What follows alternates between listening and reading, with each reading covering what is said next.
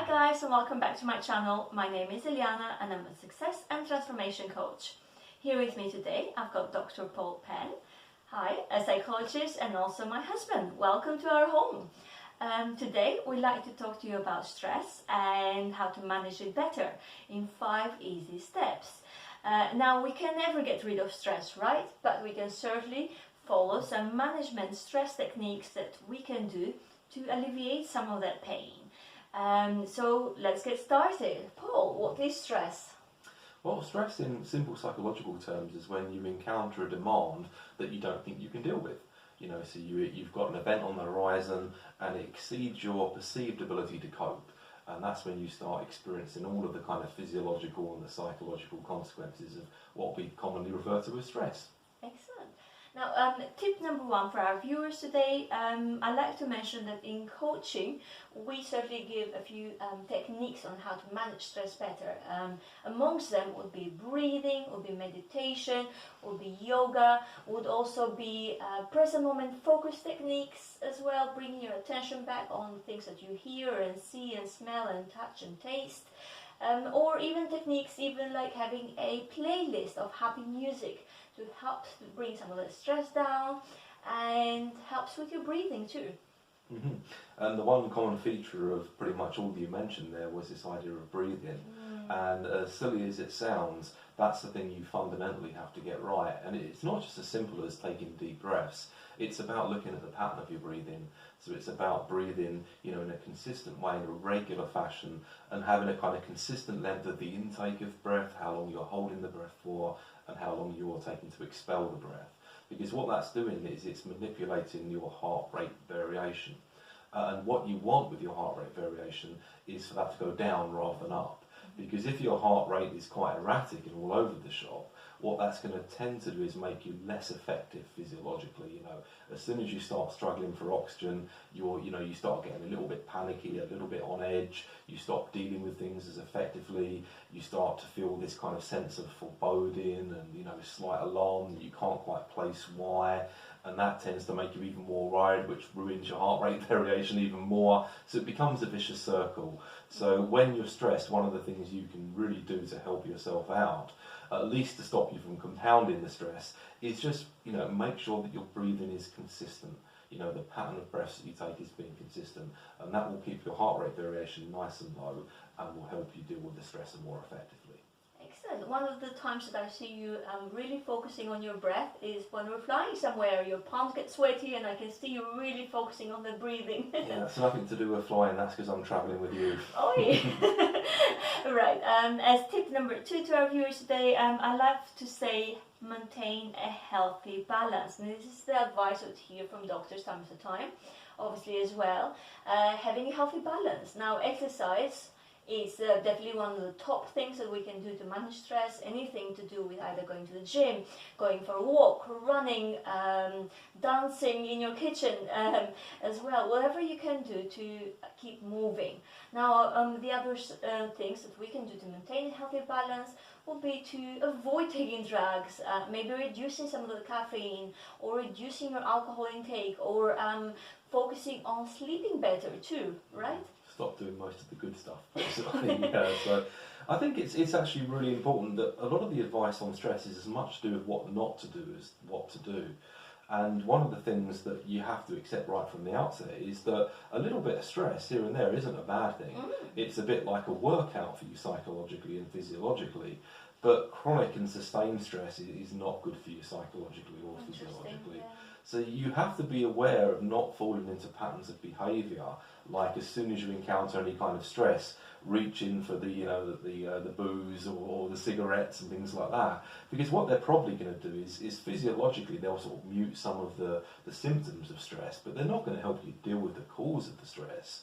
And they're probably just going to make you feel a lot worse, which is going to make you less effective at dealing with the stressor, and that will in turn make you more stressed, and it's a vicious circle then. So paying attention to the way that you deal with stress and saying, look, am I dealing with this constructively, or am I just using things like alcohol and cigarettes to prop me up?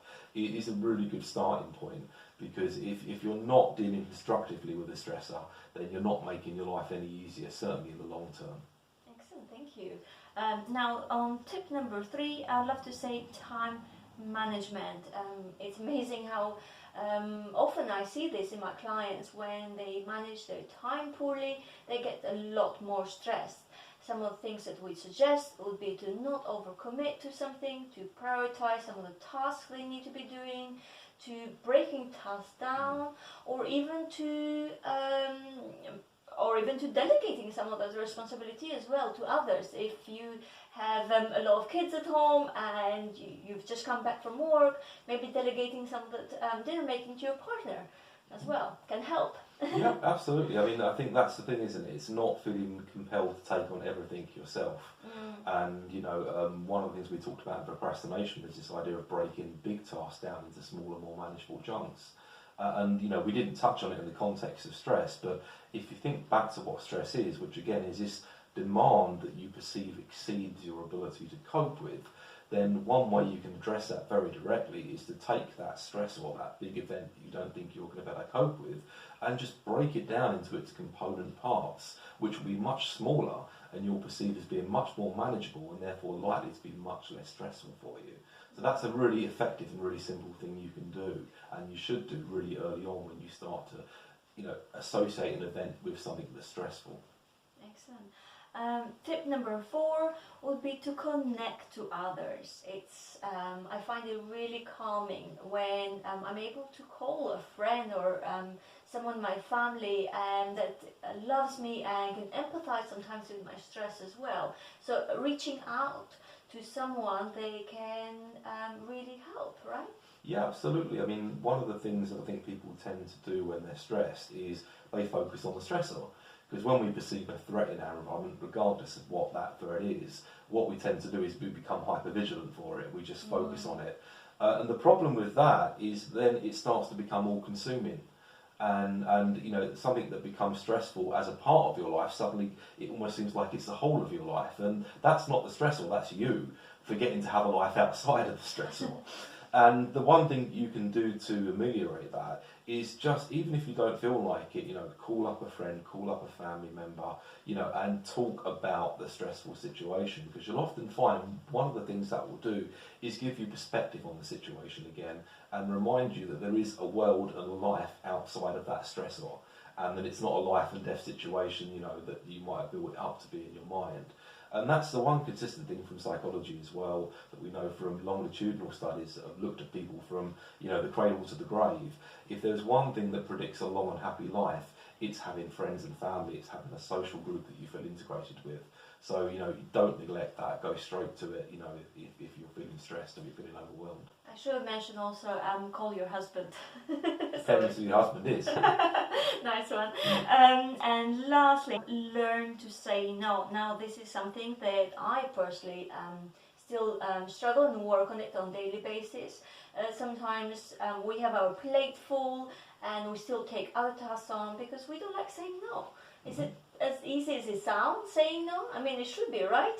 I found it's not been easy for me to say no in this marriage, but no, but in all seriousness, this is the thing. I mean, again, going back to that definition of stress, of it basically you be having too much on your plate and not perceiving that you have the ability to deal with what you've got on your plate. Why on earth take on more? You're just making it more difficult for yourself. But you want to just be nice. It's so hard to say no. Yeah, you feel like other people are, Yeah, well, what's going to happen? You may think you're helping someone, but are you really in a position to help them at that point because you've got other things on? So you probably won't be as helpful as you think you're going to be. Yeah. And it may be kinder to that person to say, at the moment I can't deal with this. Give me however long you need to, clear the decks of the other stuff and then get on with it. And I think also you have to be honest about why you feel that way. And something, if you looked at cognitive psychology and particularly the application of that to therapy, so rational emotive behaviour therapy, for example.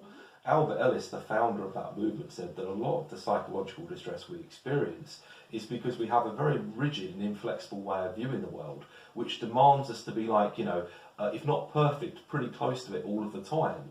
So he used to say, I don't believe in masturbation. And it was, the 3 musts. I must do well or I'm worthless. You must treat me well or you're worthless. And the world must be fair or it's a terrible place.